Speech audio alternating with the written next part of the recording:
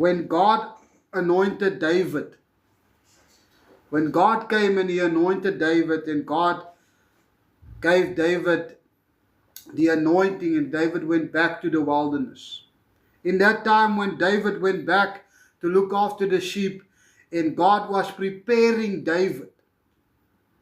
But God was not preparing David in a way where God was relaxing. God was tough on David, because David had to go through certain trials and tribulations in his lifestyle, and even in our lifestyles. When we go through difficult stuff in our lifestyle, God is there. God is with us in that. So you see in the Bible, when we read the Bible, in certain verses in the Bible, God is harsh. Because sometimes Paul writes a letter to the church, in the letter, when they read the letter, they understand that Paul is harsh. They say, but he's harsh. He's a difficult man, because God is difficult upon him. And God is also difficult upon us. So you see, when God was difficult on them, and God was difficult on Joseph, because when Joseph got the dream and he shared it with his brothers, and they threw him in the pit, God was difficult on Joseph, because God allowed his brothers to throw Joseph into the pit. You see, in our times, in our lifestyle, we come to a point in our lifestyle where we read a verse, and the verse that we have been taught all our lives is that whatever we ask in the name of the Father, we shall receive. That is what we were taught in Bible, in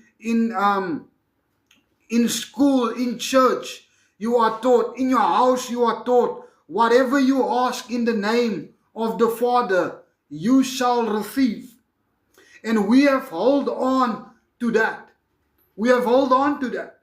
And when I was thinking of this thing, and I heard this variable thing that someone told me, and they said, we ask God, and God sends prophets on our way to prophesy into our lives. He says, the Messiah was already on earth, but in that time they were waiting for the Messiah.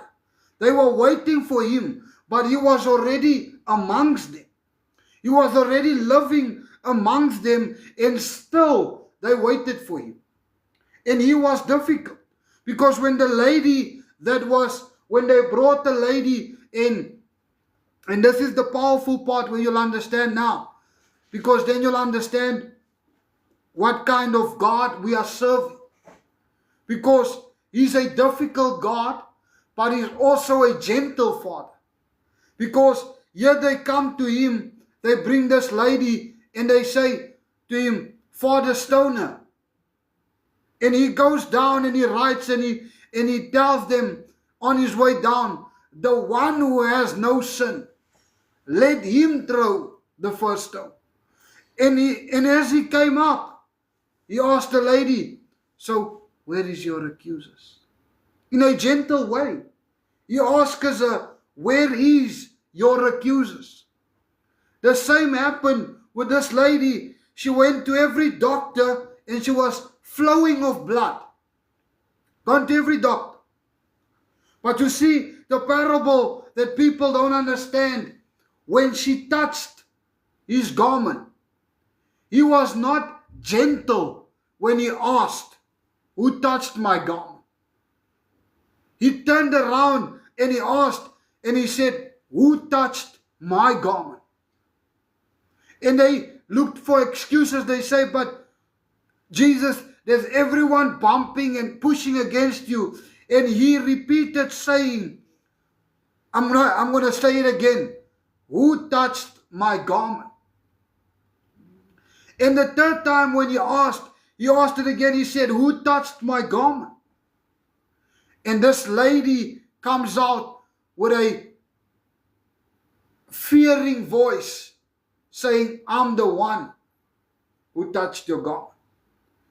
And there we see a gentle God again. We see a gentle God again. And you see in our lives, He prepares us for certain things in our lives.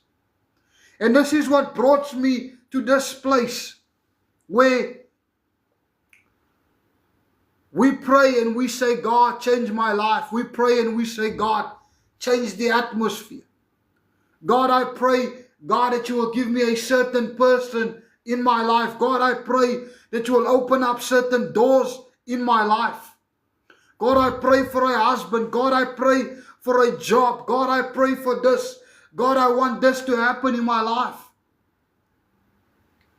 And then God said to me, and this was so powerful when I read it, it was, there is two farmers. Two farmers. One farmer was praying for rain. One farmer was, God, give me rain. And at the end of the day, that farmer was sitting and waiting for rain.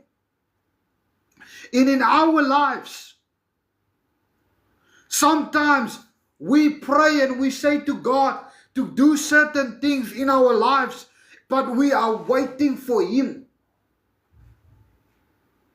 We are waiting. We are waiting. God called you for the ministry. God called you for a certain season. God called you for this. I've said it a lot of times. We pray for revival. We pray, God, change South Africa. We pray, God, change the world, change the nations. We are waiting for rain. And then the Spirit of God asked me and He said to me, we pray for rain. We are praying for rain and we are waiting for rain. But this farmer was praying for rain and he waited for rain his whole life. And that's what happens in multiple children of God's lives. We pray for certain things, but it never happens. It never comes to pass. The blessings, the Bible says, when Jesus makes a promise, He always delivers. We ask, but we are waiting. We are waiting and we say, Lord, I'm waiting for you to open the door.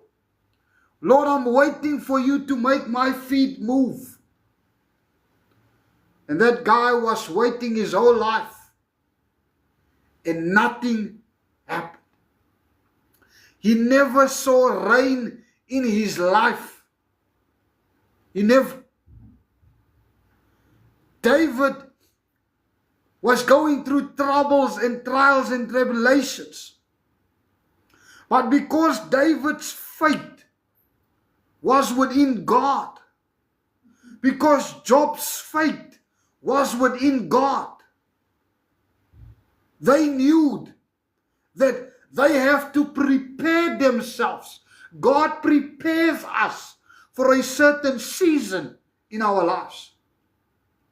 You can't pray for something and wait for something to happen because there's no door that's going to open without you knowing where your faith is. It's like that thing we are taught, where you sow, that's where you will reap. And the guy, the second farmer, he prepared the field. He prepared the field. And children of God, whatever plan, whatever promise, whatever dream, whatever purpose, whatever vision God had for your life, prepare your fields. Open up. Remove certain things out of your life. We cannot say that I am saved by grace, but you are still living in bondage. You are still living under the law, but you want to say you are saved by grace. You cannot say that I believe in God, I trust in God, But when I look at your lifestyle, there's no Christ. There is no Christ. There is no Jesus. You sowing, but are you sowing at the right place? Because you see, there's this guy who went through and the seeds fall. And wherever those seeds fall, it never growed. Because some of those seeds fall between the rocks. Some of those seeds fall on the road. Some of those seeds fall where there was no place for them to grow. And where does your seed fall? How long are we going to say as the church of God, Lord, I am waiting for revival. Lord, I'm waiting to see how you're going to change a nation. Well, God is asking the body of Christ, where you sow, where your seed is in your life. Are you ready for the rain? Is the church of God ready for the harvest? We can say that the harvest are ripe, but the laborers are few. We can quote that scripture from the platform. But if you, as a church of a believer in Christ, if you as a believer in Christ and the body of Christ and the house of worship is not ready for the harvest, how can we say we want revival? Because it comes down to one thing. You can sit and wait, and the clouds can come together. But in your own spiritual life, there will never be rain, because you are still holding on to the past. You are still enjoying what you had. You are still enjoying being put in this box, in this environment of worship. And this guy, he prepared his fields. And church of God, it is time for us to prepare our fields.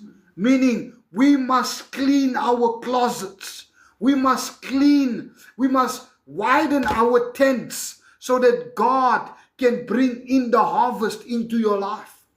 So that God can bring into the blessings into your life. Because when David was ready to step into the purpose that God has for his life, he overcame Goliath. Because why did David overcome Goliath? Because David was ready to overcome Goliath. David was prepared to overcome Goliath. Job lost everything, but he was prepared to be able, when God blessed him, he'll multiply. And then what happened? The guy who was ready for rain received the rain. The guy who was ready for the movement of God, he experienced the grace of God. He experienced the favor of God over his life. And the question that I want to ask each one of us this evening, are we ready? Because I decree and I declare that I am ready to see what God is about to do in 2026. I'm not preparing my field for in 2026. I'm preparing the field now to see what God is going to do in 2026. I'm not waiting for the rain in 2026. I'm not waiting for the open doors in 2026. I'm decreeing and I'm declaring that 2026 will be a year of multiple blessings in the house of the Lord. Amen. Multiple blessings. I prepare, and I say it to many people, I prepare and I see that this nation will be changed for God, for His goodness and His grace. I decree and I declare that SA belongs to Jesus no matter what. Because it's time to take back the ownership of God. It's time to take back the land of God. It's time to become the light on the mountaintop, so that when people say, I'm not going to church, I'm going to the house of worship, because that is what God called us for, is to make disciples of all nations. But for us to make disciples, we need to prepare the fields. Amen. You can't say, God, I need a new car, but you're holding on to an old one. You can't say, God, I want an overflow of finances, but God says, bless your brother with 2,000 rand. Trust me. Trust me, and you will see. You can't say, God, change my life, but you are not willing to trust the Father. You are not willing to allow Him in your life. I'm not saying a piece, fully. Give God a price. Give Him fully control over your life. I'm not just saying pray and fast, because praying and fasting is not what God wants from us. This is a season where you need to decree and declare, like God said to Elijah, prophesy to the dry bones. And we need to prophesy into our own lives, and we need to come and say, you know what, Jesus, I'm done with the old. I'm done with the old. I'm done with the religious gospel. I'm here for the gospel of Christ. I want to hear. I want to be an example. I want people not just to hear that I'm a child of God, but I want them to see that I'm a child of God. I want to be an influencer by my lifestyle. I want my life to be ready, so that when the blessing comes, people will say, but why you? And why not me? Because that's what happens in the church. We pray. We run from prophet to prophet, but nothing changes. Maybe it's time for you to stop complaining. Amen. And allow Jesus to become Jesus.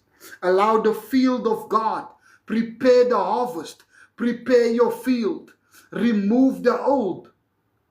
Remove religion out of your life. And stop complaining about religion. That's why I always say, if you want to see change, be the change. If you want to see growth in your family, be the growth. Be the change in the church. Be the change in your community, so that Christ can become Christ. Amen. That's very true. That's very true.